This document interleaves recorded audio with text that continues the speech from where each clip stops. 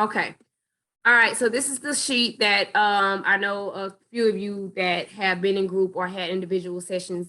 You already have this sheet. Not going to go into too much detail about it. We're going to refer up to it throughout the session.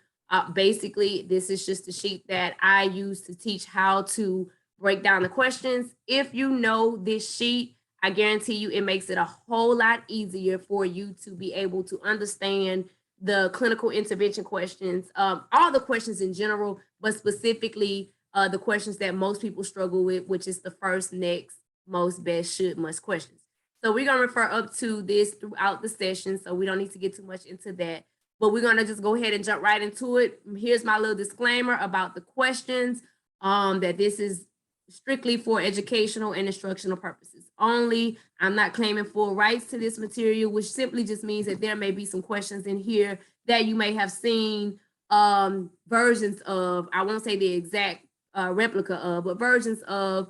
So what I do is I basically take questions and I try to reconstruct them as closely as I can to the ASWB exam, so that you can have something that is close to the exam. So I don't try to claim that I just came up with these questions out the blue by myself, but I just kind of tweak them so that my whole thing is just to teach you how to answer questions, how to understand them, not to take credit for creating them. So that's my disclaimer, and we're gonna go get started. This session, we have a lot of questions from the various units.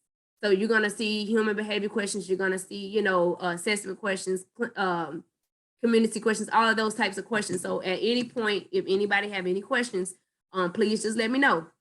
Okay. So we're gonna start, and I'm gonna kind of start off with the first questions, and then I'll ask you guys to kind of chime in and help me out with reading the questions. And I want to hear you go through them so that I can evaluate your process while you're answering questions as well. It's not mandatory, but I ask that if you would please try to participate. All right. So first question, a social worker is working with a woman who was recently diagnosed with HIV. The client abruptly stopped her medication. Her doctor asks that the social worker address the issue of medication non-compliance with the client. The client tells the social worker that she stopped the medication at the time her partner died of AIDS. The most likely explanation for the client's behavior is that she.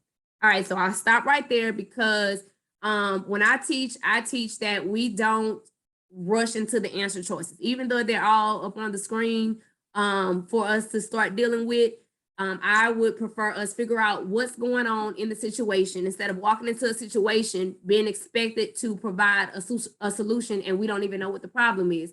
So we're going to first start off by just, if anybody wants to kind of just chime in and let me know, what do they think the priority issue that's going on here? What's the priority problem that's going on in this situation? Just kind of out the gate.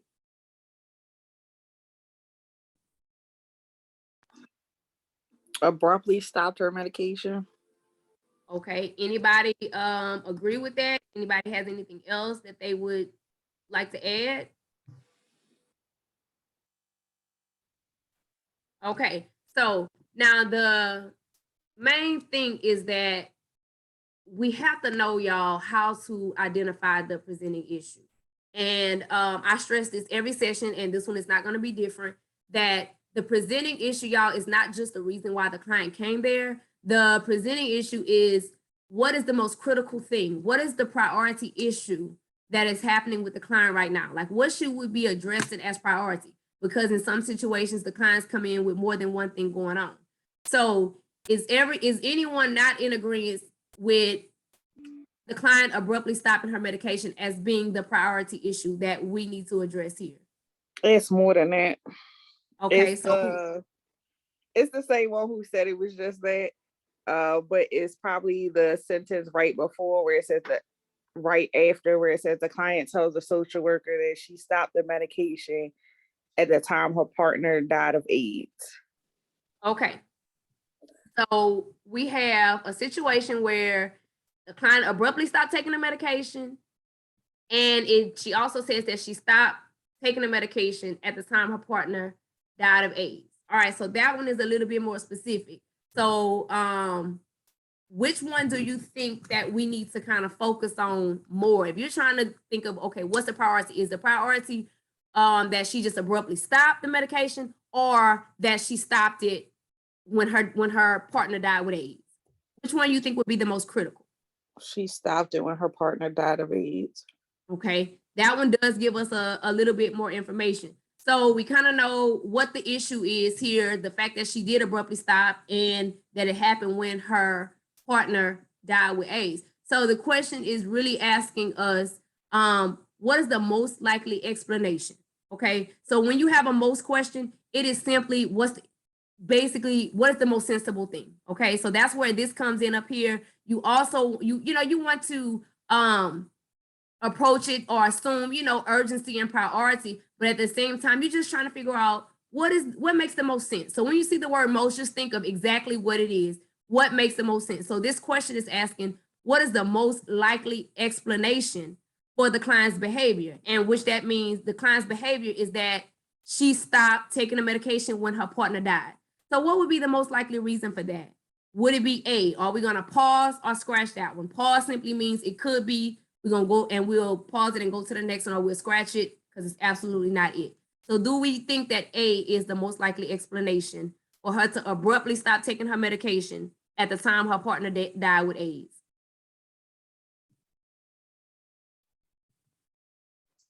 Are we gonna pause or scratch that one? Pause. Okay. What about B?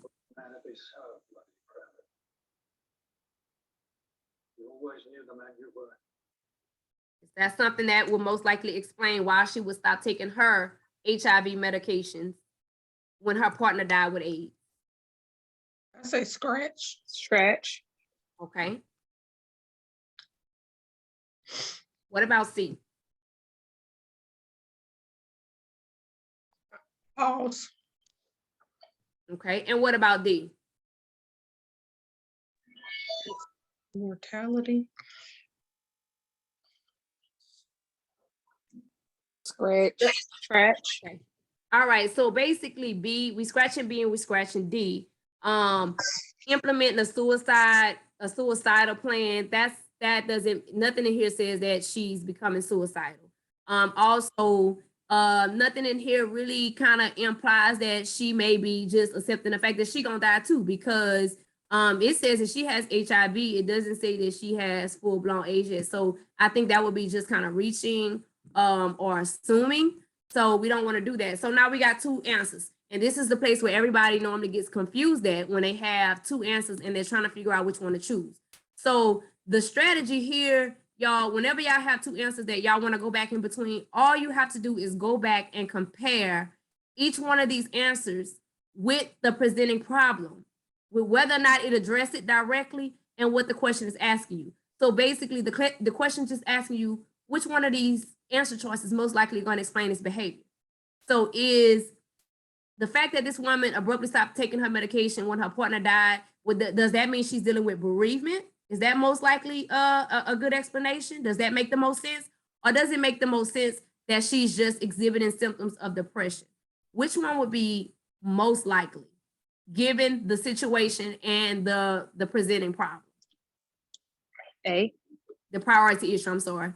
So I got an A. Anybody think it's C? So tell me why it's A.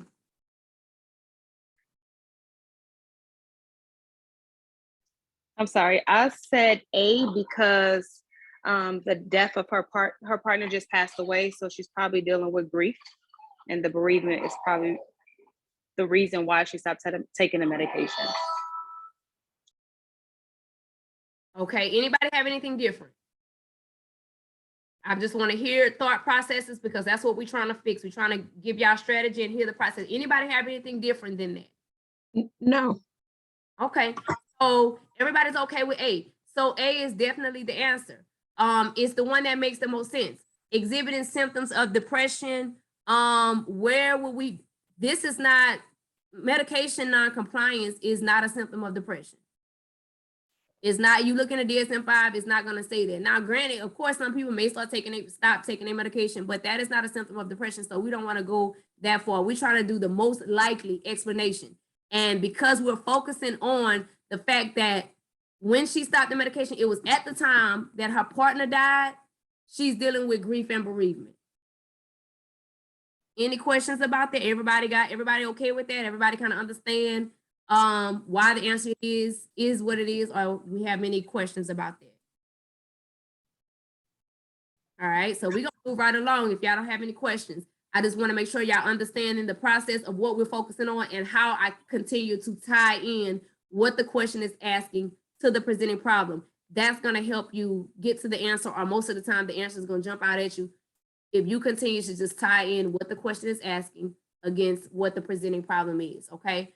So going on to question 2, we're gonna do the same thing. A social worker is working with a couple who is in conflict about the wife's sexuality. At the end of the first session, the wife handed the social worker a note stating that she believes that she is a lesbian, but states she does not want to share this with her husband. During the second session, the husband asks his wife if she prefers to be with a woman over a man. The wife replies no. In order to best assist this couple, the social worker should first. Okay, so with the first question, coming back up here to the little cheat sheet, we want to make sure we're focusing on what is the most important thing we need to do according to what the question is asking of the social worker. And that means what is the most important thing we need to do about the presenting problem.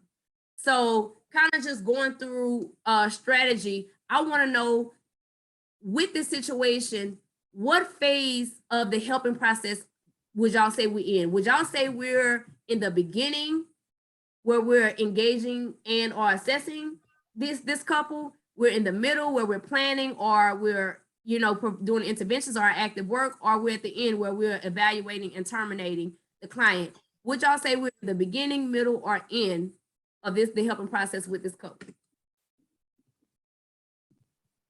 Beginning. Beginning. Tell me why we're in the beginning. I say the middle. Okay. Because they've only had, this is their second session. Okay, so this is good.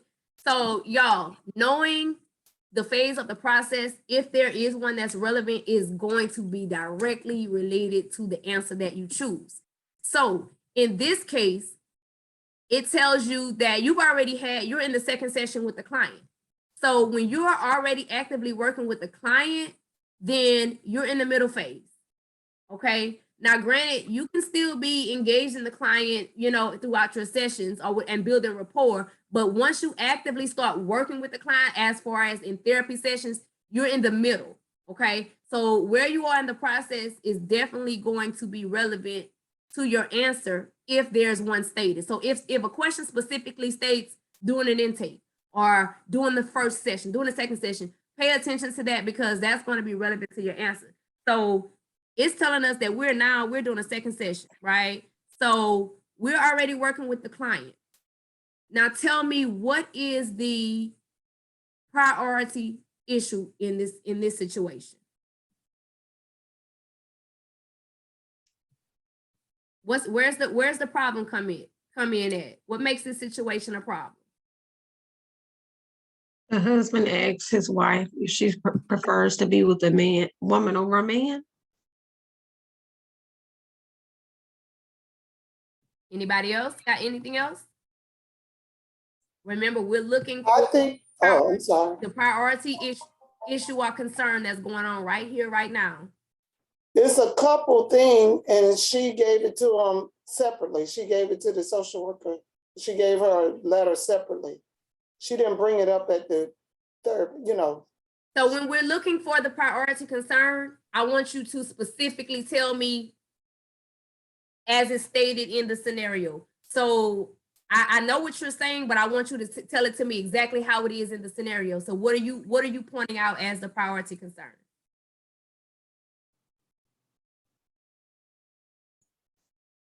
Are you saying that it sounds like what you were saying was this sentence here, the wife handed the social worker a note you know, and she believes that's what it sounds like you were kind of pointing out as the issue. Right, and she does not want her husband to know. Yeah. Okay. Anybody got anything different? Mm. This is gonna be a good one. Okay. All right. So let's do this. Let's start with this one, since this one comes first. We Mm. establish that we are in the middle phase, which means we are already working with this couple. So let's say if we focus on this as the priority issue, the fact that the wife handed the social worker a note and, you know, she don't want her husband to know that she believes that she's a lesbian. Let's say if we focused on that. This is the first question. Well, first of all, the question is asking us in order to best assist this couple. So that means we got to meet them where they are. Whenever it says in order to best assist, let's meet them where they are. So and that means meet them where they are in their situation, like mentally or emotionally, wherever they are in their situation. So we're meeting them at the fact that this wife don't want to tell her husband that she thinks she might be a lesbian, and the husband is already questioning. So let's meet them right there. So is the most important thing, and we're focusing on that first presenting problem up there, because we're looking at first. I'm gonna go ahead. I like to write these notes in, so when I email y'all the documents, y'all can have these little side notes. Is the most important thing to do in order to best assist this couple? Is the most important thing about the wife handing the social worker the note and not wanting to tell her husband that she thinks she's a lesbian? What is the most important thing to do? Would it be to encourage the wife to be honest? Which one of these answers would directly address this problem right here? Okay.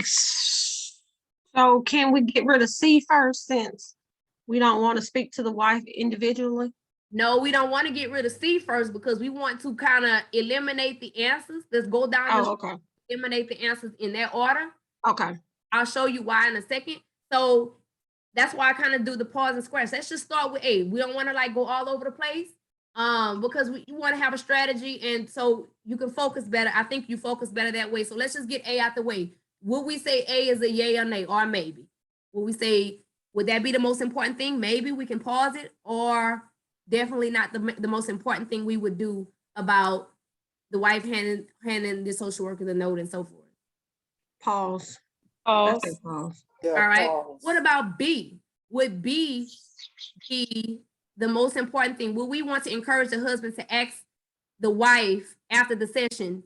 Would that be the most important thing? Scratch. No. Yeah, because that's Scratch. irrelevant. That has nothing to do with what we highlighted as the presenting issue. He don't even know about the note. Okay. What about C? Well, Scratch. Scratch. let me do it this way. I forgot we're using two presenting problems. All right. And so we're scratching C. Why are we scratching C? Because they came as a group, they leave as a group. I like that. All right. So we are going to scratch C. So far, according to the presenting problem that's in blue, the most important thing to do is A. Everybody's in agreement with that so far. All right. So we got our answer as A for the blue presenting problem. Now let's go with the other presenting problem or priority issue. The fact that during the second session, the husband asks his wife if she prefers to be with a woman over a man. What is the first and most important thing you're going to do with that being the issue? Is it going to be encourage the wife to be honest? Mhm. Yeah, you wouldn't want her to lie. I mean, Right. Okay. So we're going to pause that one. you're in a What couple about- therapist, so. Now, remember, we are looking at only what's in red right now. We're considering the whole situation, but we're only focusing on what we're thinking, what we're identifying the presenting problem to be. So B, would the most important thing be to encourage the husband to ask the wife after the session? Scratch. Right. I mean, you in the session, so, all right, so we're going to scratch that one. Why would you want to ask her after the session and y'all coming here for this issue, right? So that one doesn't make sense. And I'm going somewhere with this process, y'all. So C, would the most important thing be to speak with the wife individually after the session? If we're trying to address the fact that Scratch. asks his wife if she prefers to be with a woman over a man. Scratch. Anybody want to keep that one? No, scratch it. All right, so we scratching that one. Okay. Now, what about D? Would D be the most important thing? I like D.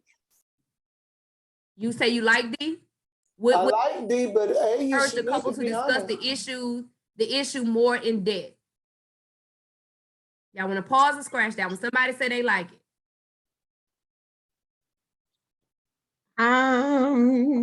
50-50. That's a pause. Dang, girl. All right, well, we're gonna go. Okay, so so basically what I did, y'all, I want y'all to see this process because I'm about to show y'all something.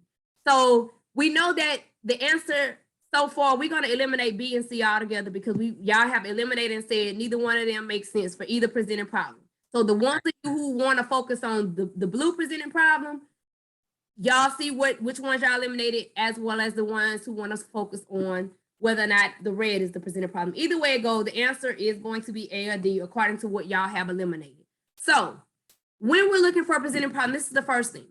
Presenting problem, y'all. The first few letters in the word presenting is present.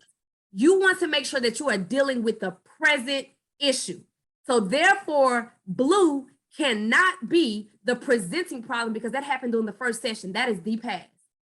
Am I clear? Yes. Yes. So Yes. being that B, the blue cannot be the presenting issue. That means that we can't focus on that. That happened in the first session. We are focusing on the here and now. We're in the second session now. We got to focus on what's happening right here, right now. Now, granted, we do have to consider the whole situation, which up here on my little cheat sheet, I stress that. We consider the whole situation, but we focus on the presenting problem, what's happening here now. And all that means is, yes, you have to take into consideration what's going on in this relationship as a whole, but the answer that you are looking to address is the answer that's happening, is the issue that's happening in the here now. That's what the ASWB exam is looking for. So now we know, since we know that the blue can't be the problem, let's change our focus to what's happening in here now. Right now, we're in the second session. The husband asks his wife if she prefers to be with a woman over man. So let me just say this. That is not the problem, y'all. That's not a problem. He can ask his wife that. Why is that a problem? The problem comes in when the wife says no. So we need to focus. So all of this is the presenting problem. The fact that he asks her a question and she says no. And we know that's the problem because we're considering the whole situation. And we already know that this woman handed us a note saying that's what she believes. But she goes and lies to her husband. So that's where the problem comes in for us. So that's how considering the situation works, y'all. We consider that, yeah, we know that this is how she feeling because she done told me. But when her husband asks, she lied to him. So that's a problem because we in couples counsel. Y'all following me so far? Yes. We're focused on the fact that the husband asks his wife if she prefers to be with a woman over a man, and she says no. In order to best assist this couple, keep in mind, we're focusing on this couple. What would be the most important thing to do to best assist this couple? Would it be most important to tell the wife to be honest? D. Or to encourage the couple to discuss the issue? D. Because couple is in the answer. Do you understand? Do you see how the answer jumped out once we knew exactly what we were focusing on?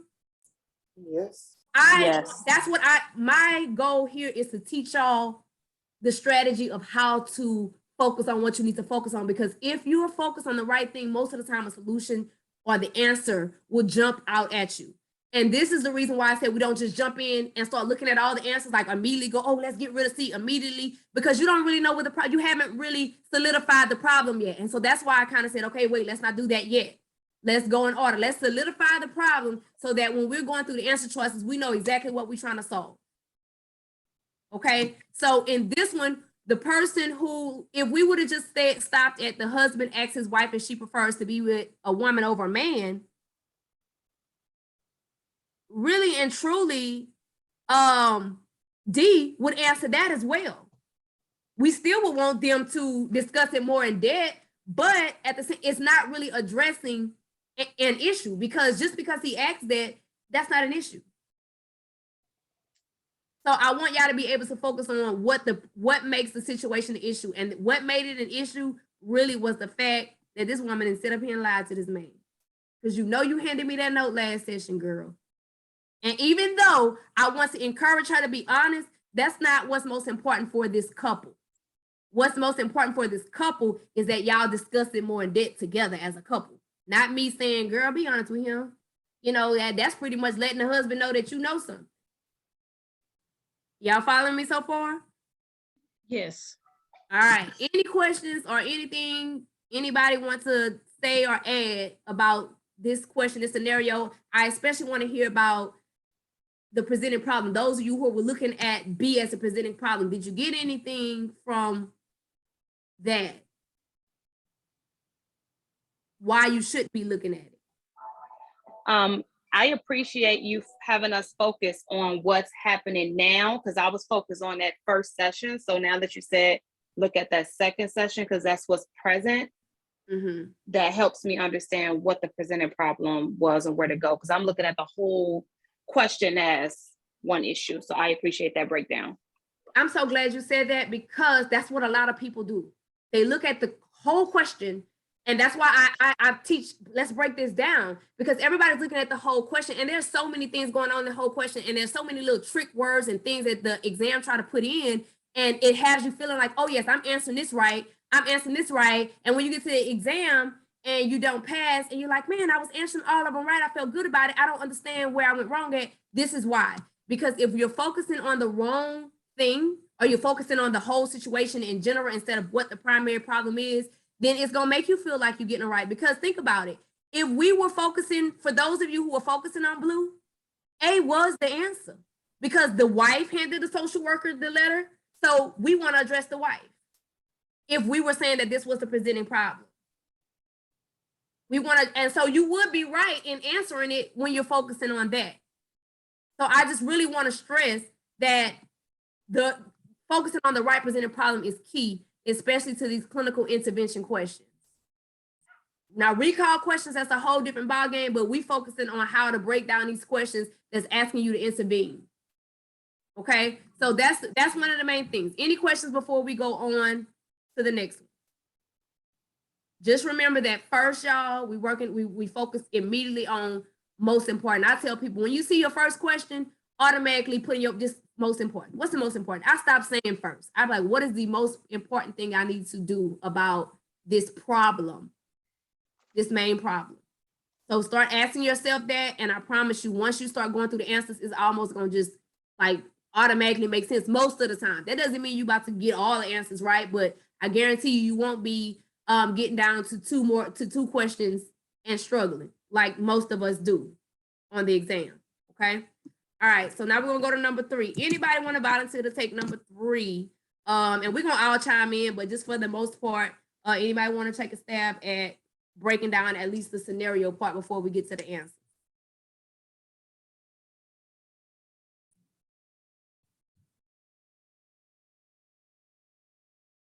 Anybody? Y'all haven't warmed up yet? Okay, I'm gonna keep talking then. Okay. I'll do it, but I was reading it. No, but the thing is, you got to read it out loud, because I got to be able to hear your thought processes. I got to, you know, everybody in the group, we got to work it out together. We just need you to read it, because I want to hear your thought processes when we go to breaking it down. That's how I can help to change your thought processes if need be. So if anybody wants to take a stab at it, you got to read it out loud. I'll read it just because I hadn't done this in a month or so. Okay, go ahead. Who is that talking? This Glenda Rogers. Oh, Miss Glenda. Okay, let's go. I want to see how rusty I done got since I haven't been studying. All right, let's knock the rust off then. Okay.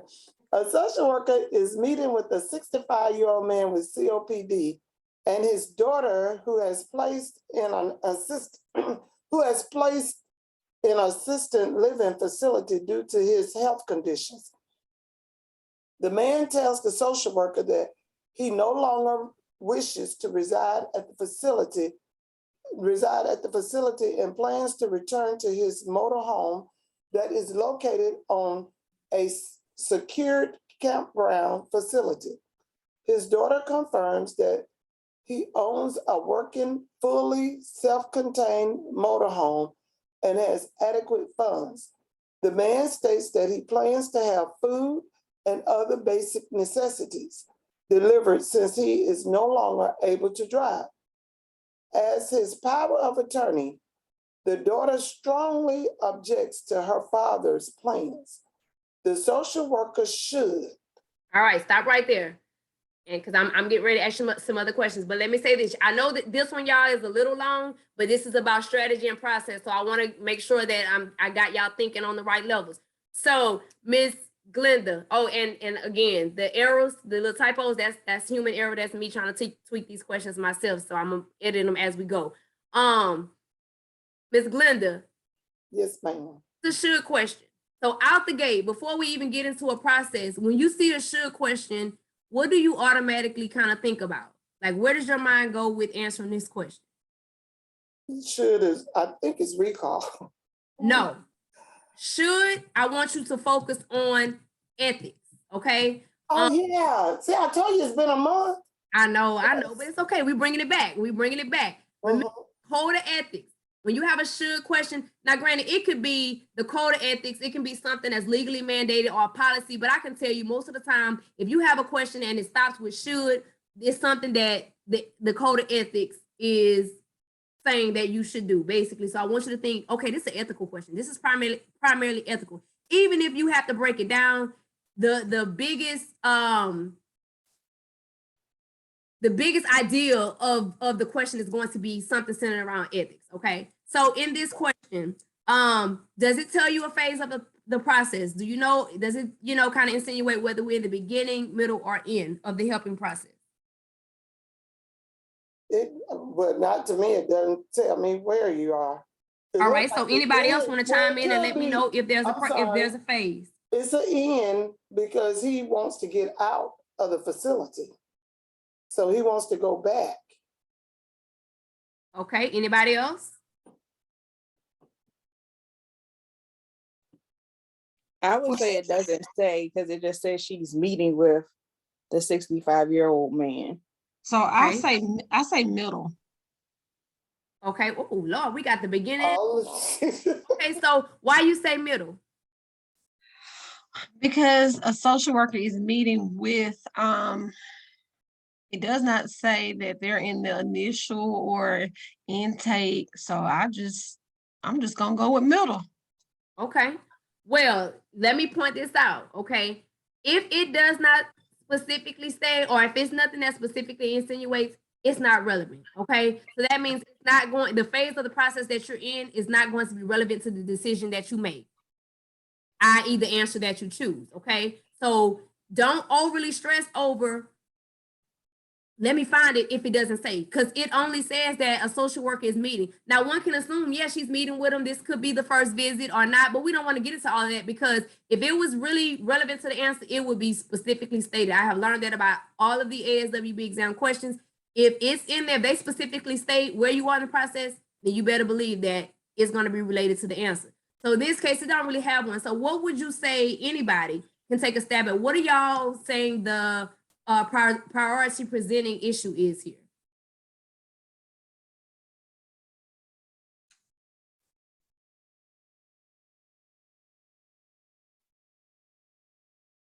I'm gonna just take a stab at it.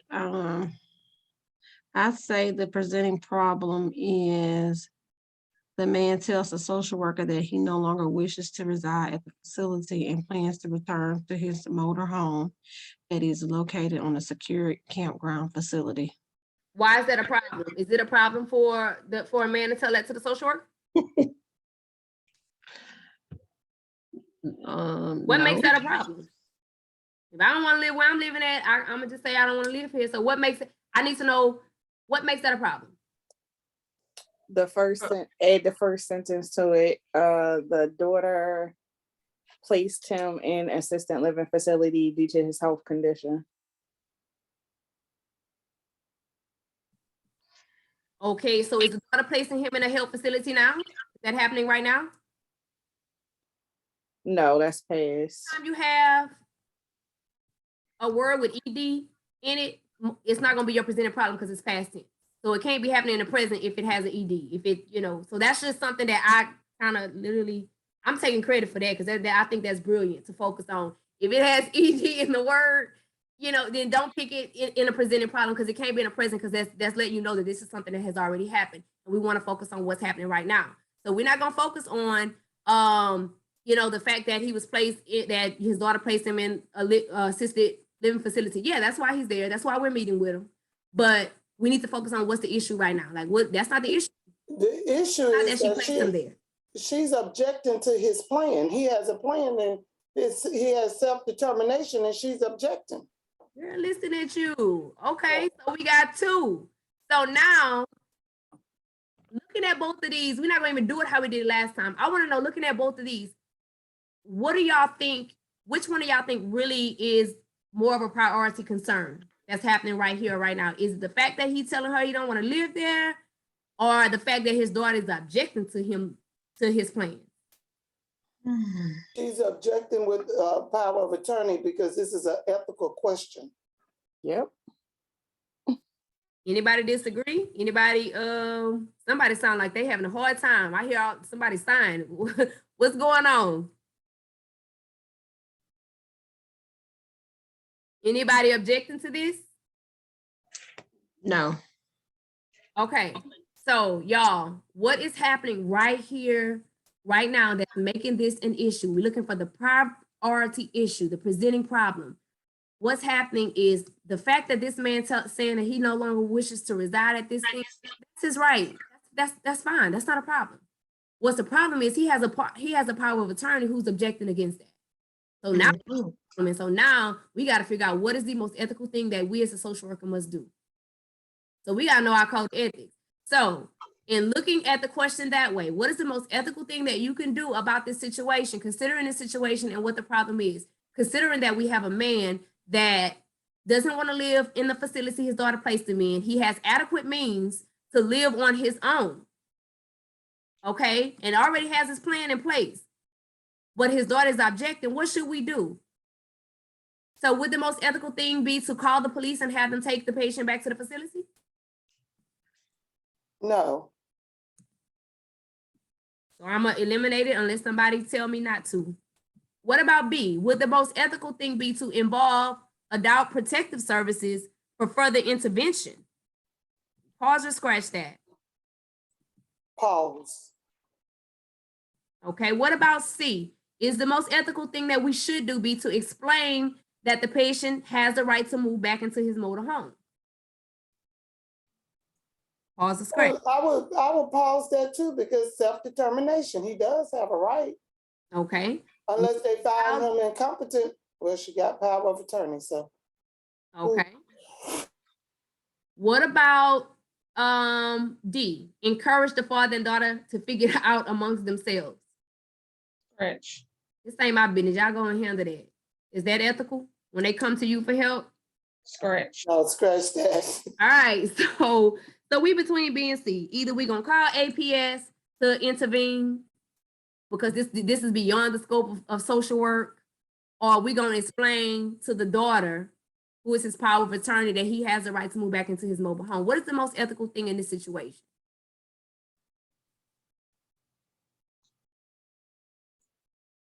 The fact that she has the power of attorney, that's. Think about what a power of attorney is. Yeah, they've given her the right. Well, it then says she was a fiduciary, so.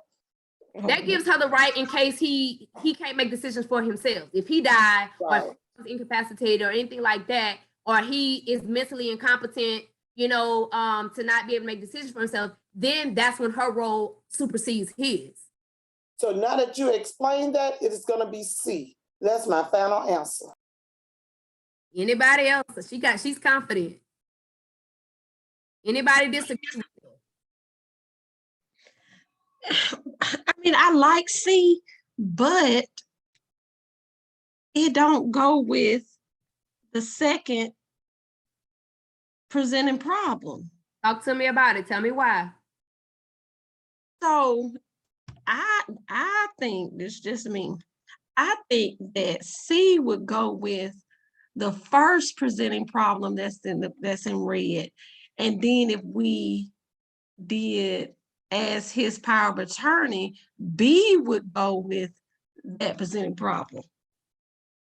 why would B go with what would APS have to do with addressing the power of attorney situation? I'm just thinking legally, but Yeah, no, they don't have any like that. I get okay. yes, it's legal and power of attorney is legal, but Mhm.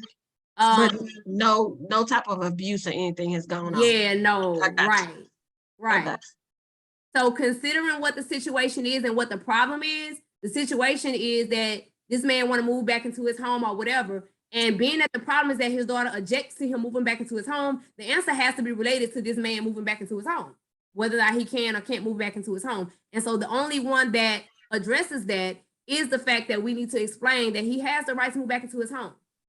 okay. That because this addresses the daughter, this does relate to it because it addresses the daughter's objection to the issue. Okay. Okay. So presenting problem is her objection, but our answer has to directly address the fact that she's objecting to him moving back to his home. And how do we address that? Ethically, we have to address that by explaining to her that he does have the right because he can take care of himself. He has a home, it's self-contained, he has adequate funds, he has plans to have his basic necessities delivered. He can do it. So just because he has COPD doesn't mean, and she's concerned about him living by himself, he still has the right to self-determination until he is not able to make decisions for himself. And it doesn't say that anywhere in here, so we're not going to assume that. So to address the issue at hand, which is the daughter's objection about him moving back on his own, the only way to the most ethical thing and the only answer that does that is to explain to her that, yeah, he has the right. So you can, I mean, we understand your objection, you can object all you want, but he has the right to make this decision. Does that make sense to you on how it's related? Yes. Okay, so the actual rationale, since there's a little thing of this one, it says, although the daughter is his power of attorney, exactly what I said, the man still has his mental capacity to make his own decision. He has a plan and the means to sufficiently meet all his basic needs. So the other one that we were concerned about was B. So it says, adult protective services may have a subsequent role if the patient begins to exhibit marked self-neglect or cognitive changes, but they cannot force the patient either. So that kind of clarifies that. Okay, everybody good with that one? Anybody not? Anybody got any questions or anything they want to kind of add or state about that one? I think this is a really good question. Mm-hmm. All right, so I am going to take the red off of this and just go ahead and make it back black and underline it, because whenever y'all studying, I want y'all to see exactly what the actual presenting problem is. All right, so we're moving right along. We got another next question. Anybody want to take a stab at it?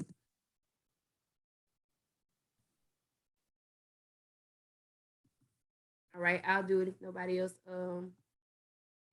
I'll do it. Okay, go ahead. Who is Okay. Because I'm taking This is notes. Shantae. Okay, let's go. Okay, with the permission, that's the right one, right? Yes.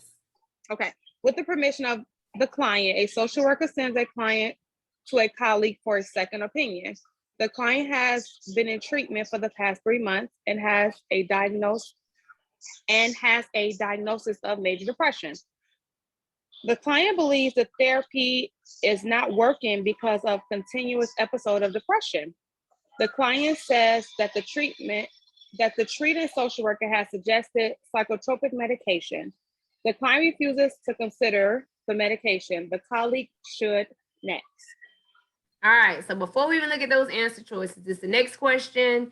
And well, we'll get into how to look at the next question. But do you see any phase of the process here? Is there any beginning, middle, or end anywhere in here that we need to pay attention to? I'm assuming it's the middle because it says the. Nope. We're not assuming. I was gonna say because it said the past 3 months. So okay. It's not stated. Okay, so yeah, we don't want to assume that it is or isn't. It either is or it isn't. Like, so somebody said it's not stated. All right, so a social worker sends a client to a colleague for a second opinion. Okay, the client has been in treatment for the past 3 months, right? So the client has been in treatment for the past 3 months with the other social worker. Okay, so in this question, the question is about the colleague. So that means pretty much this is letting us know that this is new for the colleague, because this is basically a referral from another social worker. However, I really don't want to confuse y'all with that, because this is in the beginning phase for the colleague, but I don't really no, I'm gonna tell y'all because I want y'all to know it. So yes, this is the beginning phase for the colleague. The question is about the colleague, so you need to be concerned with, is this the beginning phase? What phase it is for the colleague? And this is the beginning phase because you just got this referral from another social worker. Okay, so this is the beginning. So let's just kind of focus our attention there. What do you say the presenting problem is?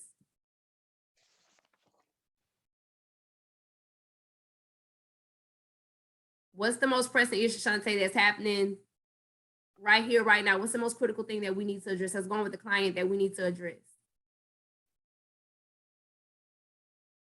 I'm not sure, but I'm trying to reread the question one more time. Okay. I'm sorry. Oh, no problem, no problem. Anybody else have an idea or just want to take a stab at it? I think the client says that the treating social worker has suggested psychotropic medication, but he's refusing to take the medication. So the presenting problem, the client refuses to consider the medication. Anybody else have anything? The client believes therapy is not working. Okay. All right. So we got two possible things. So now let's go to what the question is asking of us. And we're going to kind of figure what the presenting problem is out in a minute. I'm going to show you guys. I just kind of want to show you this process first. So this is the next question. All right. So the next question, we want to focus on what is the last thing. You want to evaluate everything that's been done in the session by the social worker so far, in the situation by the social worker, but your focus should be on the last thing that the social worker did. Or in this case, it would be the colleague, because the question is asking you about the colleague.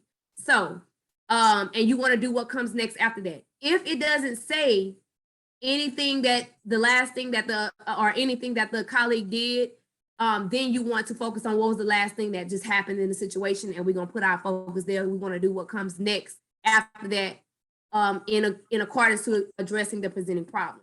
So in this situation, is there anything that the colleague has done yet? Because it's asking you the colleague what should the colleague do next? But after what? Has the colleague already done something? No. No. So that means we want to focus on doing what comes next after the last thing that's happened in the situation, which the client refuses to consider the medication. So Right. after we talk to this client, we considering the situation, but let's focus on the fact that this client is refusing. The situation is he don't think therapy working, because he still be depressed. He don't even want to try medication because the other social worker suggested it, which is why she sent him, y'all, for a second opinion because of the medication, right? So he's refusing to consider it. So what should you do after this client is refusing the medication? Remember, you're the colleague. Would the next thing after this client refused the medication to you, what would be the next thing you do? Would it be A? Scratch it. What? Tell me why we're scratching. Providing psychoeducation would be in the end phase. Yes. Well, it'll be in the middle, but yes, you got the right idea. So yes, because that's kind of why I let this one go, y'all, because we're in the beginning phase with this colleague. So providing psychoeducation right out the gate may not be what we need to do. Okay, so what about B? Would the next thing after he tell us we refuse, he already refused the other social worker, now he over here telling the colleague or she refused. Would the next thing be to discuss the information given by the client with the treatment social worker? Go back and say, oh, basically, oh, he refused me too, or she refused me too. No. scratch it. It's too early. We still in the beginning with the colleague. Okay, what about C? Inform the client of the value of psychotherapy for depression. Pause it. No, Pause it, okay. I say scratch. Okay, we got a pause and a scratch. All right, so what about D? And this is where it gets good at. So what about D? I say keep D. Pause that too. Pause. All right. So y'all, here's where it gets confusing. And I left it like this because I'm going to stress. Y'all going to hear this in y'all sleep. I'm going to stress. We got to know what the presenting problem is. So in this situation, if we're focusing on the client believes the therapy is not working because of continuous episodes of depression, the next thing after he refuses the medication, well, the next thing would be to inform the client the value of psychotherapy for depression, right? But that's not what we should be focusing on because we're focusing on the last thing that happened in the situation. Right. So that's not going to make it make sense. So after the client refuses, we saying that this is the last thing that happened in the situation because y'all, this is how next question works. If there's not a last thing that the colleague or social worker has done, in this case it's the colleague because that's the question asking, then you use the last sentence. The last thing that happened in the scenario, which is usually the last sentence before, this part. So the client refuses to consider the medication. The next thing would be to inform the client of the value of psychotherapy of depression for depression. Does that make sense? You can scratch it. Yeah, scratch it. Okay. Now what about D? Keep it. D makes sense. After you got this It does. who was sent to you, and he sent to you for a second opinion because he's refusing to take medication at the suggestion of the other social worker. So he also then refuses to consider medication with you. So what should you do next? You're in the beginning phase with you're in the beginning phase with this client. So is exploring with the client her resistance to taking medication. Is that the next thing you're going to do after she tells you, nah, she want me to come here for a second opinion, but I'm not taking no medication?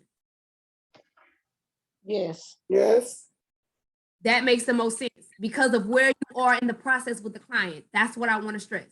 Okay. So you're going to explore with her resistance is just taking medication. She came to you for a second opinion because she's refusing.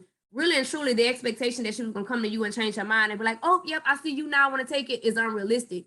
So you should already have on your mind to explore with her, even if the other social worker has. But we're not going to assume that because it don't say that. However, you just started working. You just got this client as, to come to you for a second opinion. And, the main thing you want to do after she says, look, she's trying to get me to take medication. And I don't want to, and I'm not taking it. The next thing you're going to do is say, okay, well, tell me, why, what do you have, what are your issues with taking medication? Why are you so resistant to it? You want to explore those things with her. That is the very next thing you can do. Then you can do provide her some psychoeducation after you kind of explore with her, assess her reasons and her feelings, because you're just getting to know her, which is why the phase is important. Okay. Anybody got any questions about that? Everybody kind of understand? Yes. So the rationale is after 3 months in treatment without improvement, refusal by the client to consider medication represents resistance. The issue needs to be explored with the client before any other options are considered. So yeah, we need to explore the issue, which the issue, y'all, is the fact that using medication, not that the client believes that the therapy is not working. That is not the priority issue here. That is the issue, but it is not the priority issue. So remember, we're focusing on what is the priority issue here. And the priority issue is that, she was referred because she refused medication. All right. Okay, let's go to number 5. We're going back to another first question. So just out the gate, I just want y'all to know this first question, because this is what I think. When I see it, before I even read it, they be having first all bolded and highlighted in all caps. Just think most important when you get there. Okay. Anybody want to take a stab at it before I go?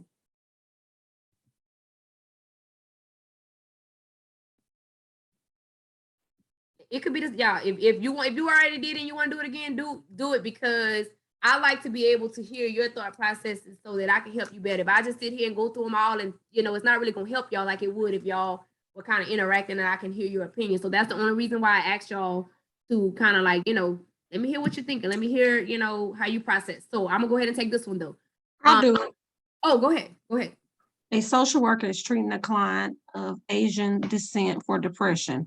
Although the client, her husband, and his extended family all live together in one home, the client feels alone because the family, does not understand her distress. What should the social worker do first? Okay. So first, out the gate, we thinking about what's the most important thing that we're gonna have to do in this situation. So is there a phase of the process we need to be paying attention to? Is it beginning, middle, end? Does it even say it? It does not say. Yeah. It doesn't say. It really does say in this case, the fact that you're treating a client of Asian descent for depression, it kind of insinuates that you are already actively working with the client, so you can say that you're in the middle. But again, I feel like if it's not more specific than that, don't worry about it. What is the presenting problem here or the priority issue in this situation? The client feels alone because the family does not understand her distress. Okay. So the question is asking, what's the most important thing to do? You have that you treat this client who is of Asian descent. She has depression issues. She lives with her husband and her family. They all live together, but she's feeling alone. So what's the most important thing you should do? Should you first explore beliefs about mental illness in the client's culture? Pause or scratch. Is that one of the most important things you should do about this client in this situation? Pause. All right. You can pause that one. Okay. What about B? Would the most important thing we do be to examine the client's expectations for her marriage?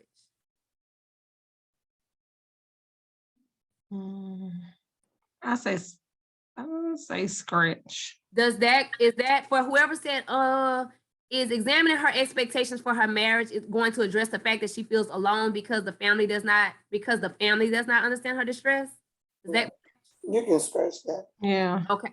So I pointed out like that because that's how I want y'all to see it. When I say compare the answer choices against the problem, y'all got to make it make sense. Okay. So examining her expectations for marriage has nothing to do with her feeling alone because her family don't understand her distress. They don't, no.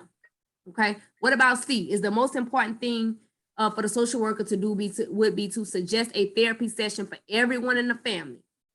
No. You can scratch that for the same reason you just said. Okay. What about D? Address the client's feelings about her living situation. Scratch. Pause. I would pause that. Okay, so pause. Tell me why we pausing it.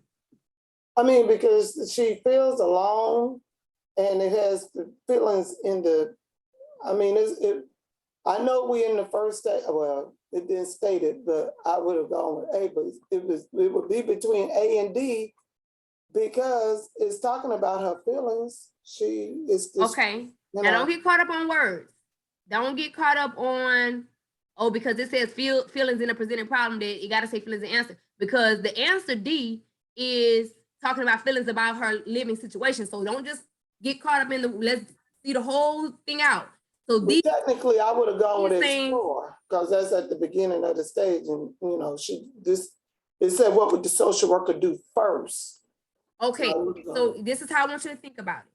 Is addressing the client's feelings about her living situation the most important thing to do to help this client who's feeling alone because her family don't understand her distress? I say scratch. She got the whole family living with her. But the presenting problem, what we're focusing on is the fact that her family does not understand her distress. Right. She's being treated for depression and her family don't understand that. Right. So is addressing her feelings about her living situation going to address her issue? No. That she's with the fact her family don't understand why she be so, don't understand her distress, period. You can scratch it. Scratch it. Okay. All right. So what about A?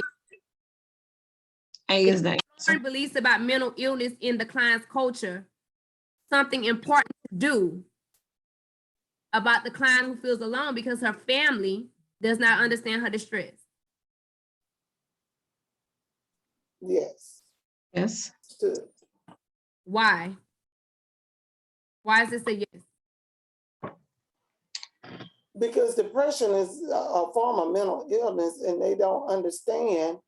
And so the fact that they don't understand, that you might want to explore the beliefs about mental illness in that particular culture, because this is an Asian descent. I agree with that. And I know that according to human behavior or human development, say that human behavior, there are some cultures that does not kind of acknowledge mental illness or even getting mental help or therapy or anything like that. So maybe that's why they don't understand it, because in their culture they don't believe in it. So exploring with her those beliefs would be the first thing that we should do, because it's clear that's the only thing that addresses the fact that her issue is her family don't understand her distress, and they don't understand it probably because they don't believe in it, or it's not something that they're accustomed to. Right. Exploring that would be exploring the beliefs would be the most important thing at this time. And then when you exploring that with her, you can probably provide explanation to kind of helping her understand why they don't understand, because she's stressed out about them not understanding. So we can help her understand why they don't understand, then that might help her not feel so bad. You get what I'm saying? Exactly. Yes. Okay. Let me put the rationale for that one. Some cultures view mental illness very differently than does the social work profession. It is necessary to recognize and adjust for the influence of the client's cultural beliefs in order for treatment to be effective. Okay. So that's a cultural thing. We got to make sure we're paying attention to that, because some cultures do not believe in mental illness or mental health. All right, so C. I'm gonna go ahead and read C. Let me grab the rationale real quick. I said C. I meant 6. All right, so a social worker is interviewing a client who feels depressed, overwhelmed, and hopeless about the future. The best way for the social worker to empower the client and create a sense of hope is to. All right, so this question is very straight to the point.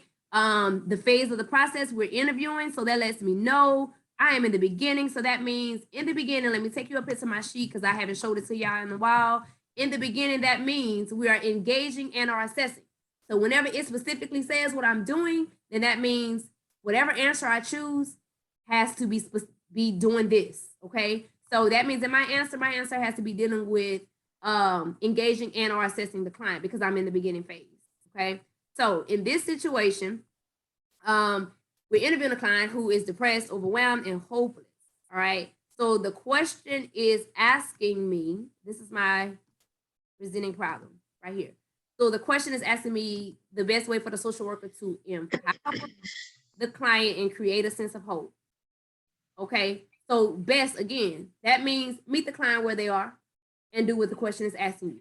Simply put, when you see best, you want to meet the client where they are and just do what the question is asking you. What is the best thing for the client? What's the best way to help the client? So you meet the client where they are, and the client right now is feeling depressed, overwhelmed, and hopeless. But the question is asking you to help empower and create a sense of hope. So what's the best way to do that? Is it A, collaborate with the client to negotiate goals for behavior change? Is that the best way to empower the client? Scratch. Okay, what about B? Is the best way to empower and create a sense of hope to assist would be to assist the client with identify maladaptive thinking patterns. Is that going to empower the client and create a sense of hope? Pause. Pause. Okay, what about C? Respect the client's circumstances and view of self. Is that going to empower the client and create a sense of hope? Scratch. And what about D? Asking questions to identify the client's strengths and successes. Pause. All right. Okay, good. So we got a best question, and best means meet the client where they are, and do what the question is asking. So the client is, we're meeting the client where they are in their depression. They come to you depressed, overwhelmed, everything. And I want you to feel hopeful and empowered. So the best way I can do that is to identify your negative thinking patterns. Is that going to empower you by saying, this is how you think negative, and this is your negative thoughts, and is that going to create some empowerment in the client? No, No. right. What if I say, tell me the things you're good at? Tell me some things you've achieved. Is that going to empower the client and give the client a sense of hope to say, yeah, I am good at some stuff, or, I can do this, or I can get through this, or I have done this before, or I am good at that. Is that going to create empowerment? Yes. Okay, so my whole point of this question is for you to see how to compare each answer against what the question is asking you according to what the issue is. Okay, so the issue is the client is feeling depressed. The question wants you to empower the client. So which answer does that? Simply put. So if you look at it like that, honestly, B is not even relevant. Because that's not even, so you know what I'm saying? So I want you to get to that point to where you get so used to looking at the questions like this to where you can, as you're going through, you be like, nah, that ain't it. Because the right answer is more likely going to make sense as soon as you play it out. Once you keep saying, like I kept doing it to y'all, it becomes easier when I keep saying, okay, so is the best way to empower the client doing this? Is the best way to empower? That's how I do. I compare all the answer choices with each, with the question and what the problem is every time I go. That's why you do it one at a time. And y'all, I promise it makes it so much easier. It takes out so much of the anxiety of looking at all of them at one time and trying to figure out which one make the most sense or which one sound the best, which one fit the best. That's definitely harder. Okay. So Miss I'm Kim, process and I'm stressing it for a reason. That's why. Okay. Miss Kim, Yes. what did you say maladaptive thinking patterns is? That's negative thought patterns. Okay. Like, or just your faulty thought patterns that are not really true. Maladaptive means like faulty. So the client be thinking, oh, I can't do this, or this is too hard, or I'm no good, and by identifying those, just helping the client to say, oh, this is your problem. This is why you're feeling sad, because look how you're thinking. You're Okay. thinking you can't do it. So that's just identifying it. That's not going to create empowerment in the client. Okay. Thank you. You're welcome. All right, number 7. Anybody want to take it? I'm gonna grab me a drink of water real quick. Anybody want to take number 7? It's a good old next question. Oh, Lord. Whoever said, "Oh Lord," I think should be the one to take it. Oh, Lord. He will help you. I've gone a couple of times. Somebody else want to go? If I'll read it. go ahead. It does not matter. A social worker sees a family for family therapy. During one session, the youngest family member tells the social worker, I need to share something with you. Another family member responds by saying, don't talk about it. The social worker makes several unsuccessful attempts to assist family members in more open discussion. To increase open communication, what should the social worker do next? Oh, this sounds kind of juicy. So, is there a phase of the process?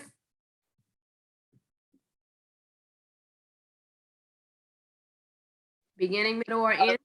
We're in the I back. would say it's in the middle because she's actively working with the clients. That is exactly right. During one session, I mean, we didn't already start working with the clients, so we were, we in that thing already. So, what is the presenting issue with this family in this family situation today? They got a secret. They don't want him to tell. Specifically, what does it say in the scenario? Don't talk about it. So what is is that presenting problem? Read it to me exactly how you want me to highlight it. The youngest family member tells the social worker, I need to share something with you. Another family member responds by saying, don't talk about it. So this is the problem. Okay. What is the question asking of you to do about that problem?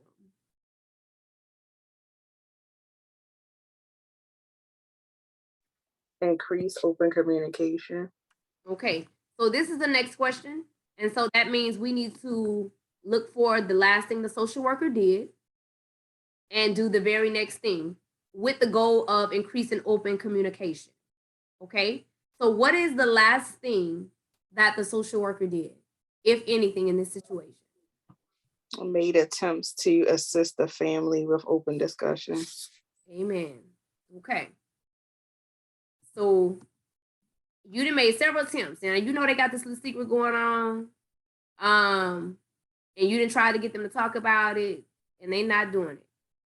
So in order to help to increase this communication or open up the communication, what is the next thing you should do after you've already made several unsuccessful attempts to get them to open up? What is the next thing we should do? Would it be to clarify the initial symptoms presented by the family? Is that going to address the issue and the next thing that we should do?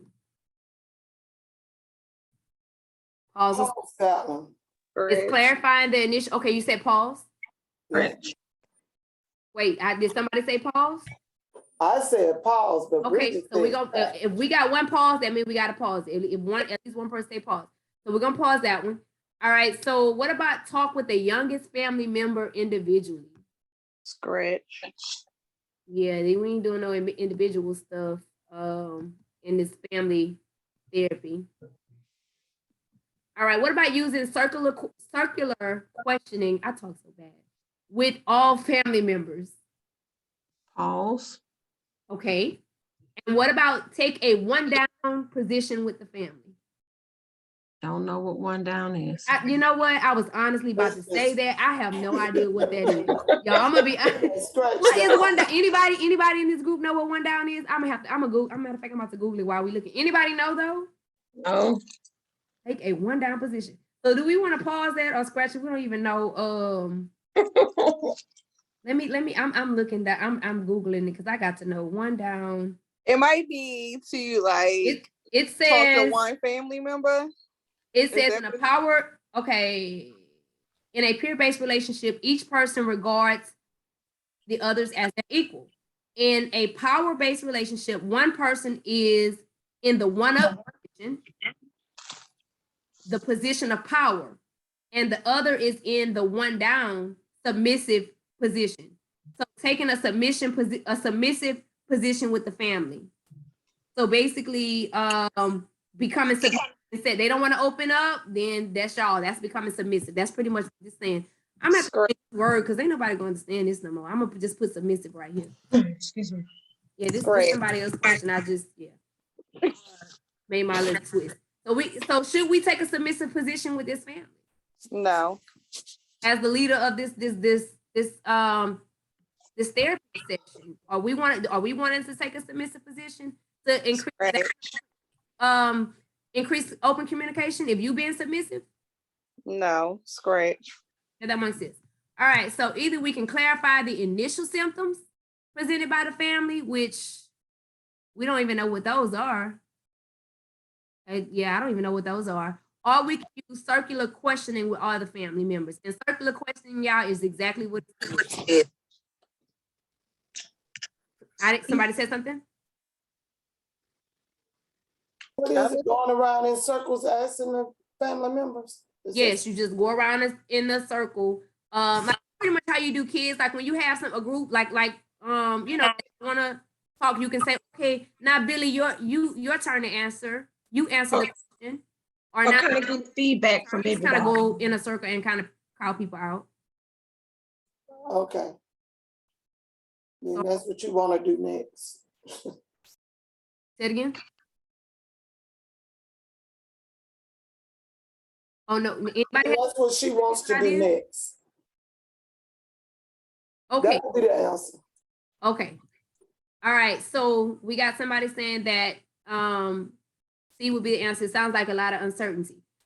In this situation, y'all, the social worker has made several unsuccessful attempts to assist the family members in having a more open discussion. So what the question is asking you to do in order to address this issue of open discussion, we want to try to increase it. As a social worker, what should we do? Well, what steps should we take next to try to increase open communication? Since they not doing it, since you've made several unsuccessful attempts, the only other thing you can do is use circular questions to where you are kind of pinpoint, okay, so you tell me what you gotta say. All right, finish. Now you tell me what you gotta say. And I noticed, y'all, that circular questioning is becoming more and more popular in the questions when it comes to like groups. So you might see this term on one of the upcoming exams when you're dealing with groups. They're starting to try to use the word. It's becoming more popular, circular questioning. It's a technique that can be used to explore differences between family members, or not just family members, any group of people. Usually circular questioning involves a group more than two people. Okay. And this rationale even gives an example. For example, one family member may be asked to answer a question about who in the family is most oppressed, and then subsequent family members each respond to the same question. The method of questioning everyone in the circle is intended to elicit the various perspectives within the group. This is an important dynamic we're working with families. So family counseling, group counseling, all of that. If you're having a hard time with people opening up, circular questioning is what it is. So if you didn't know, that's a new term, and it is coming up a lot. That's why I put this one on here. All right. So number 8, anybody want to take a first question? Let me ask y'all real quick, how y'all feeling so far?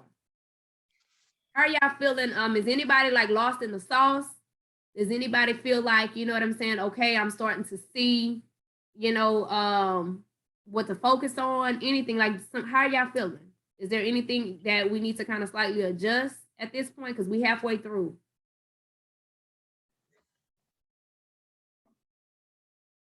I'm starting to get it, but this also is not my first session, so maybe that's why. Okay, all right. So anybody else, the rest of y'all okay? I'm okay. I think I just need to spend more time focusing on identifying the presenting problem. That's my biggest. That's usually, yeah, that's usually everybody's big deal. So yes, let's do that. So do you want to take this number 8 and try to see if you can identify what the presenting problem is? Sure. Okay. A 45-year-old gay man meets with a social worker because of a long history of depression. He states that in most areas of my life, things are fine, but I have never had an emotional relationship that felt intimate. He also reports being distant from the gay community because he's not political. And after all, it is no different from being straight, except that I have sex with guys. The social worker should first. Okay. Is there a phase that we need to pay attention to, beginning, middle, or end? No, ma'am. Okay. It just says that a 45-year-old gay man meets with a social worker because of a long history. Just because I do these questions, I guess enough to know. Usually when it just says that that you're meeting with somebody, normally y'all, I'm gonna tell you, it's not specific, but just from based off my experience, y'all, it normally means you're in the beginning session, beginning phase. So even if it doesn't specify, I don't want to feel like y'all assuming, but I can tell you that almost every time if it just generally says a social worker meets with this person, then that's like a beginning phase type of thing, because it specifies when they're actually working with the client. Y'all get what I'm saying? Yes.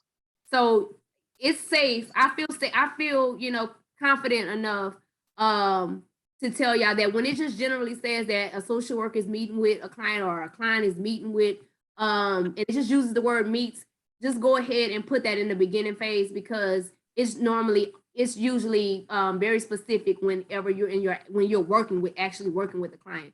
So if you're just meeting, then we're just going to say that that's the beginning. Okay. Okay. So we're in the beginning phase. Can you tell me what is the most pressing priority issue that's going on? What's the problem? He also reports being distant from the gay community because he's not political.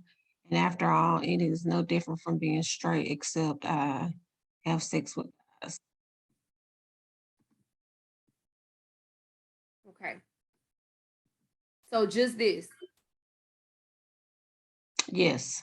Okay, so my only question is, and I'm not saying you're wrong or right, I just want to know, why are we singling out this thing that he said versus I This- like, no, okay. I like what he states, in most areas of my life, things are fine, but I have never had an emotional relationship that felt intimate. so why is one or the other more, why is one more extreme than the other? Because he is a 45-year-old gay man, and he got a long history of depression, but he a gay guy, but he's never had an emotional relationship. He's 45 years old, and he's never had an emotional relationship that felt intimate. All right, so in here, I'm gonna say, anytime you see stuff that the client says in quotations, it is almost always directly related, if not the presenting problem. Most of the time, it's going to be directly related or connected to the presenting problem, or be the presenting problem. So in this case, the fact that he made two separate comments, hard to say the fact that he never had an emotional relationship that felt intimate is more critical than him feeling distance from the gay community, because it's kind of like wanting, you know what I'm saying? That's his feeling. Okay. So we just gonna focus, kind of just put it all in one little pile for this one. So we considering the situation, we meet with him. He has a long history of depression. Now the issue is, he's telling you, he's expressing these feelings to you. I never had a relationship that felt intimate. I feel distance from the gay community. He feels like it's not political. It's no different from being straight, except he has sex with guys. So he just feels basically distance from the gay community.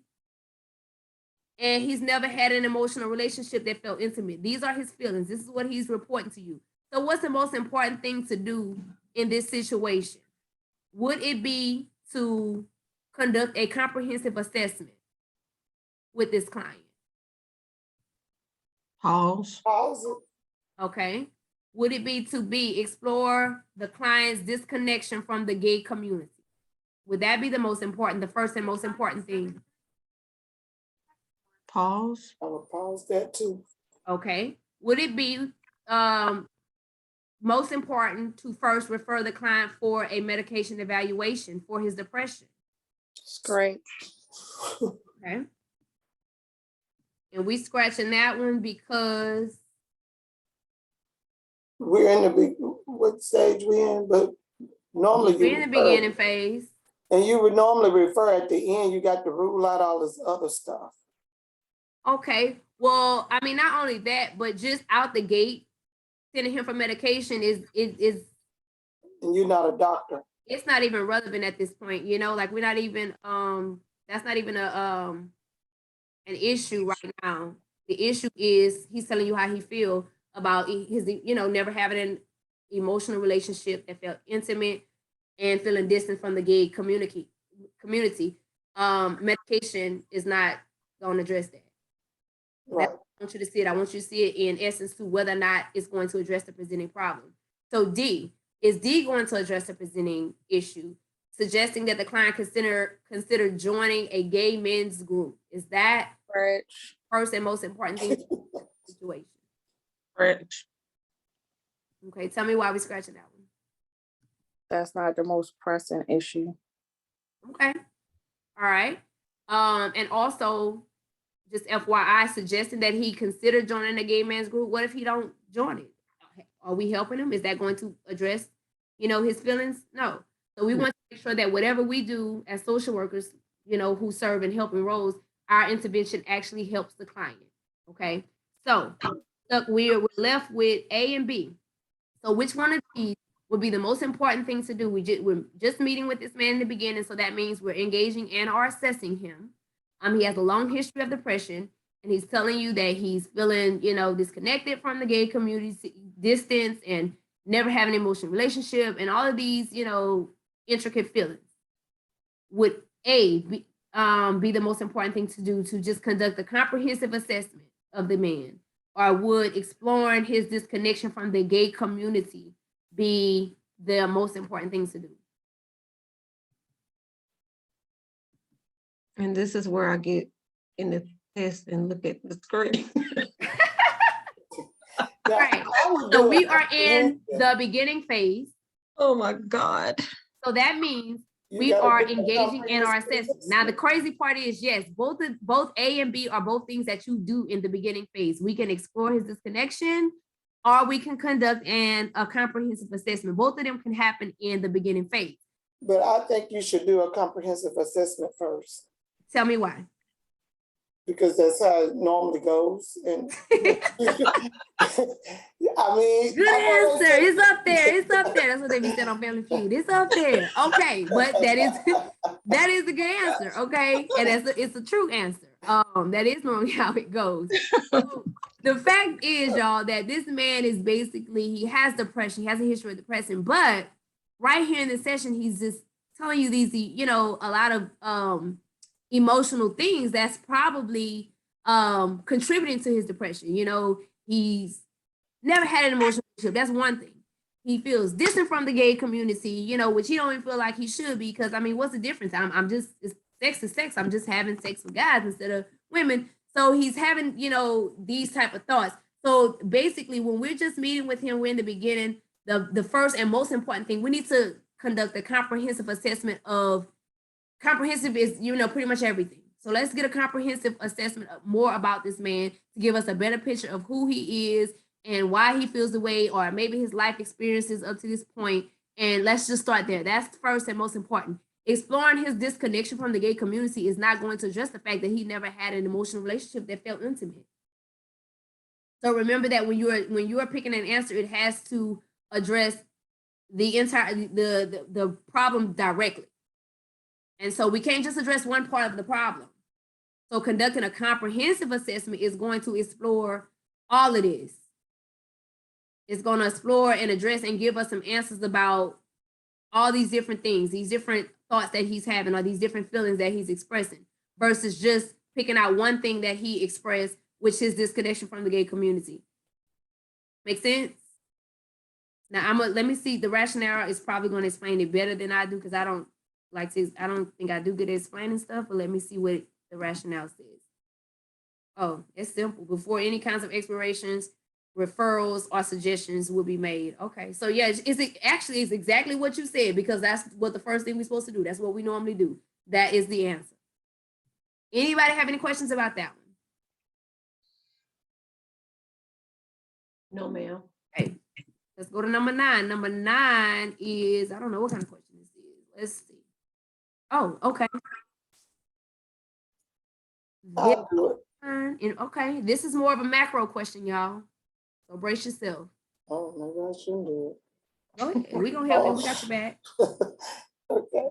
A social worker evaluates a youth arrested for armed robbery who has had repeated drug-related offenses. After the court-ordered assessment of the youth, the social worker should only recommend that the youth be placed in a secure residential facility if. Okay, so All right. So tell me, what's going on? Let's start there. What's going on? Where are we in the process? oh, wow. It doesn't really say. Well, Yeah, it does. It say you're evaluating you're evaluating this youth. So that means evaluation is more like an assessment. You probably should say assessment or whatever. but we in the first stage. Yeah, so we're in the beginning, because you're evaluating a youth that was arrested for armed robbery. Okay, so we're in the beginning. So that means we're either engaging and or assessing this youth, because it tells you we're evaluating, right? So we're in the beginning. So what's the presenting problem here? He said repeated drug-related offenses. Let's see. He arrested for armed robbery and he's had repeated drug-related offenses. So that's a problem. All right.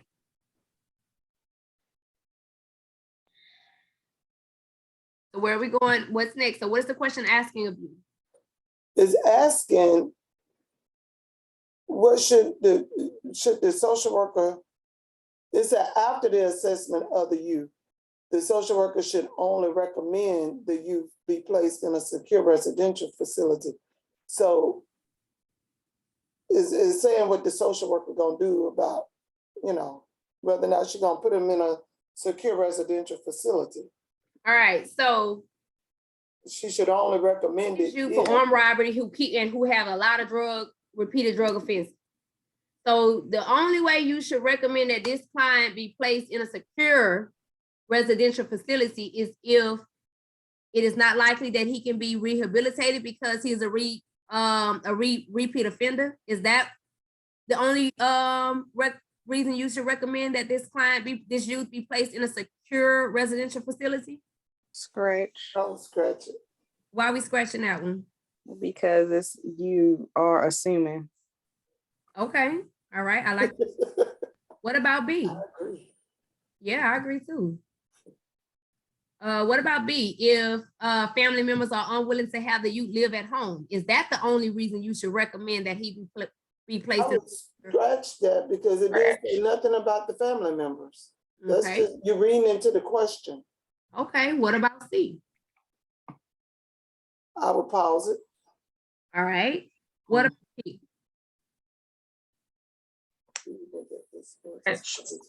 Scratch, Okay, why are we scratching?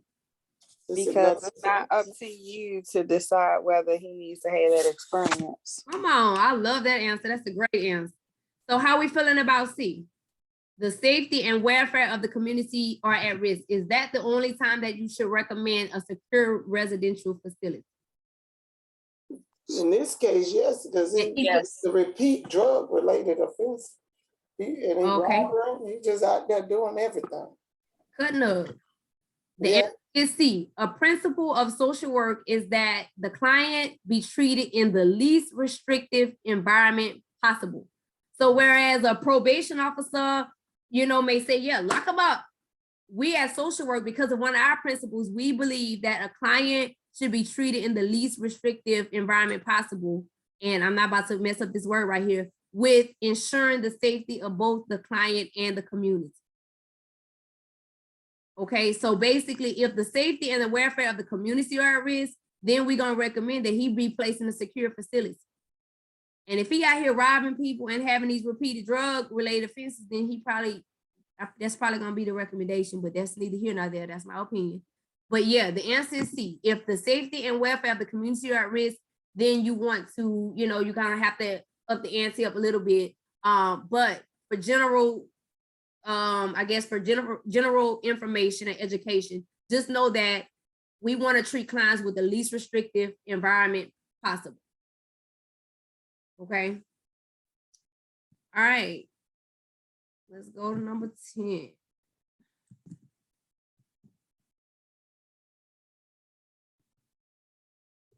Anybody want to go forward?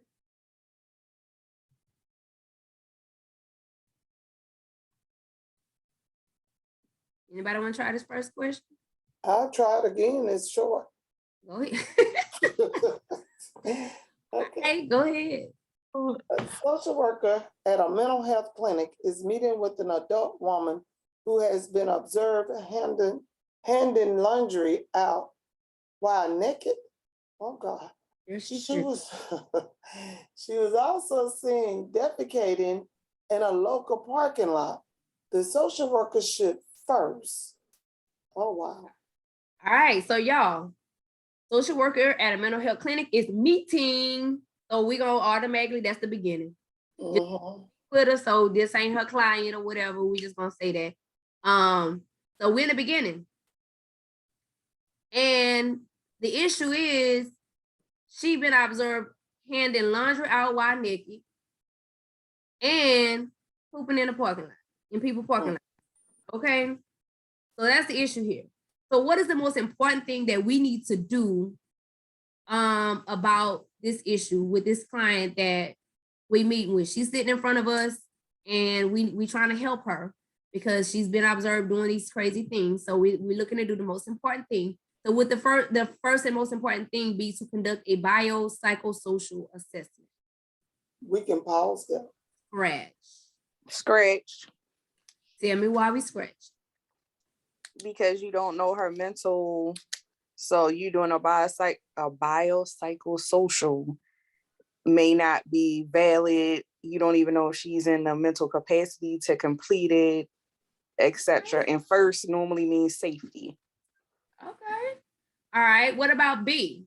Do we want to, is the most important and first thing we should do, refer the woman to adult protection? Scratch. Because why?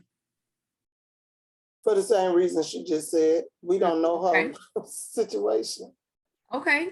So should we make arrangements for supportive living for the woman? But you're in a mental health clinic. I would scratch that too. I mean, she might already have some a decent home. She's just cutting up in these streets. Her living situation might be, okay. When she get outside the street is when she cutting up. So I think that's kind of irrelevant.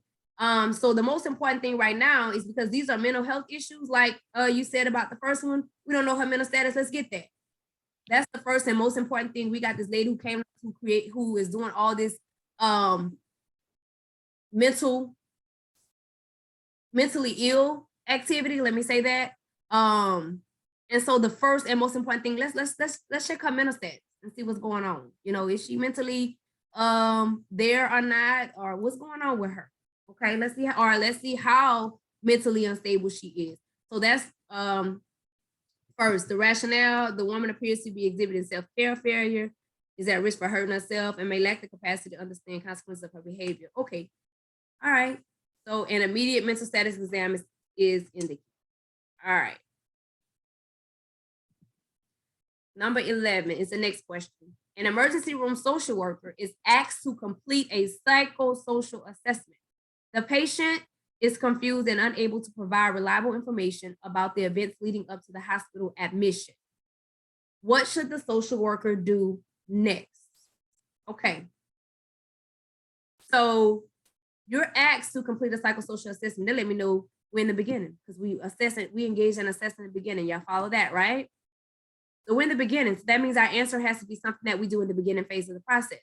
The second thing is, what is the presenting problem? What is going on? What's the priority issue here? We have a patient that is confused and unable to provide. I'm sorry, y'all, my alarms. The patient is confused and unable to provide reliable information about the events leading up to the hospital admission. That's the problem. We're trying to do a psychosocial assessment, and this person is unable to provide me with the information I need to do that. So what is the next thing we should do? Okay. What's the last thing the social worker already did? Nothing. They haven't done nothing. So that means we need to do what comes after the fact that we trying to complete this psychosocial assessment, but the patient is unable to provide us with the reliable information. So what do we do after that? You're trying to complete an assessment. You got a client that is not or unable to provide you with reliable information. Would you next seek permission from the patient to contact relatives?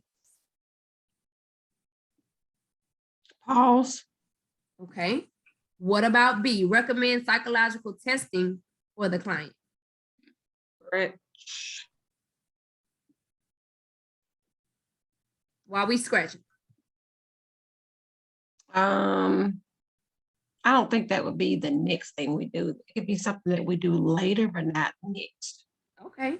What about discuss the case with the social worker's supervisor? Pause. Scratch. Okay, so we're gonna pause since we got one pause. And what about wait until the client is stable before completing the report? Scratch. All right. And tell me why we're scratching. Because We're they doing- may Right. Yeah. I like that right there. Wait, say it again. they may never be stable. That part. Okay, good. All right. So now we got. Now I have a question. Go ahead. So if she confused and unstable, how you gonna seek permission to talk to the patient, to contact the relatives? Because she don't even know. Anybody want to answer that? Or I mean, she doesn't know how she got to where she is. She confused, Okay, and it said reliable that's a information. perspective. What about, think about, we are in a helping role, and so whatever answer we choose has to be something that we, do to help the client. We're in the beginning phase of the process, so we're trying to assess the client. So is discussing the case with the social worker supervisor. The next thing we need to do after we get this confused client. Is that going to, That's not helping anything. No. right? It's not. So in this case, you're an emergency room social worker. So I want to point that out. Like, first off, if they tell you like a specific role, pay attention to it, because it's usually going to be relevant to your answer as well. So you're emergency room social worker, and they're asking you to complete a psychosocial assessment. Psychosocial assessment, yeah, you gotta think about what that is. That is, his, or is it a he or she? Whoever it is, the client. That is, you're getting their psychological information as well as their social information, like what's going on in their social environment. How do they, how do they, I guess, thrive around in their social environment? Is these psychological issues a result of the environment? So that's the kind of assessment we're trying to do. That's why they asked us to complete this assessment. So the patient is confused and he's unable to provide the information about why he's even in the emergency room. Asking permission from the patient to contact relatives is simply asking the client's permission, just saying, hey, since you don't know why you're here, do you have somebody? I mean, can we contact your relatives? Can we contact your mom or whatever? He may not, I don't know. I don't want to assume that we know if there's already records on file for this, or the client may have somebody's name or number. He's just confused about why he's there. Why he's there. So if we can if he can say, yeah, contact my brother, or something like that, you can seek permission.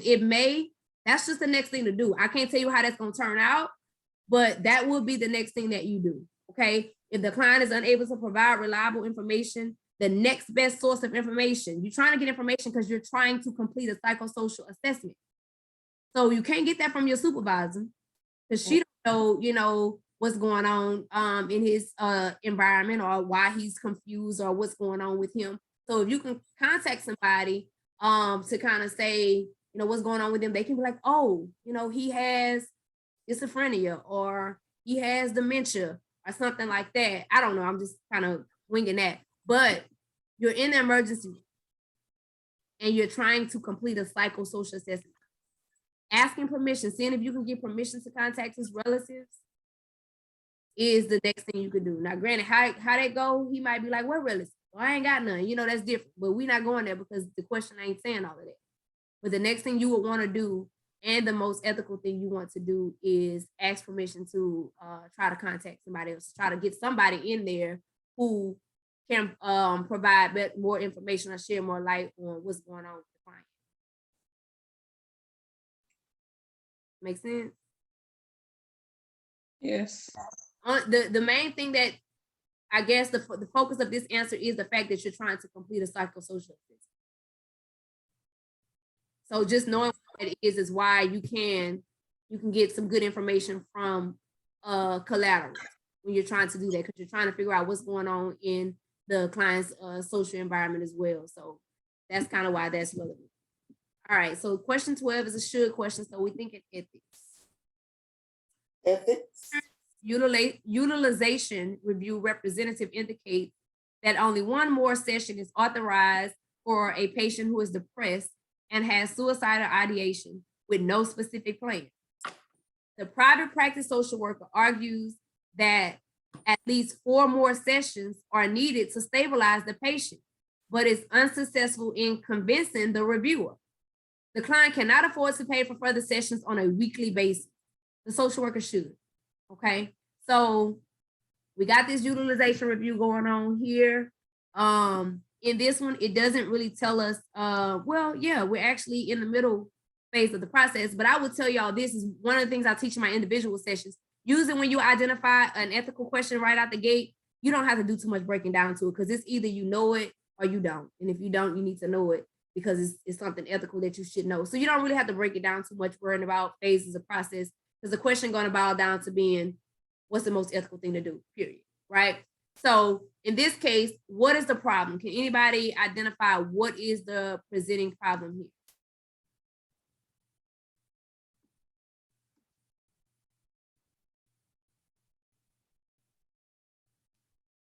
The private practice social worker argues that at least 4 more sessions are needed to stabilize the patient, but is unsuccessful in convincing the reviewer. Mm-hmm. And the client cannot afford to pay for further session. Oh, yeah. Yeah. All right. So what's the most ethical thing to do? If you're in this situation and you got a client who really still needs the services to stabilize, but the review is like, well, he don't have no plan to commit suicide, so no, it's a no. We're not giving him no more. What's the most ethical thing, or what does the code of ethics say that you should do in this type of situation when you have a client that can't afford to pay for further sessions and it specifies on a weekly basis? What should you do? Should you terminate the client after the 1 more session due to the insurance denial? Scratch. Scratch. Do? Should we continue to see at no charge?